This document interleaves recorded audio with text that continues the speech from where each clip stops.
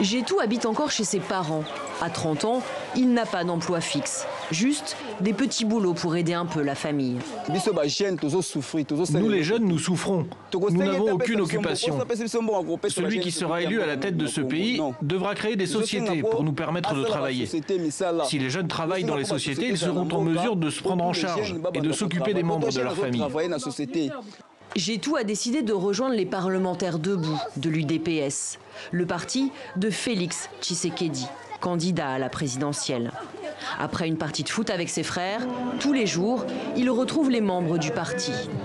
On est là pour débattre et tout un chacun donne son idée. Nous sommes là, du matin au soir, il y a le Parlement debout qui sont là, et dans tout Kinshasa. Et ce n'est pas seulement Kinshasa, dans toutes nos provinces. Au rond-point de Naga, ils chantent la démocratie et le progrès social. Ils ne jurent que par la victoire de leur champion et espèrent des lendemains meilleurs.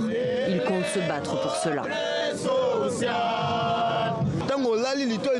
Un combattant, c'est celui qui reste à l'écoute et à la quête des informations.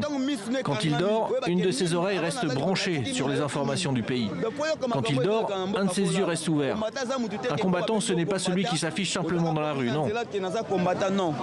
Notre attente, c'est quoi?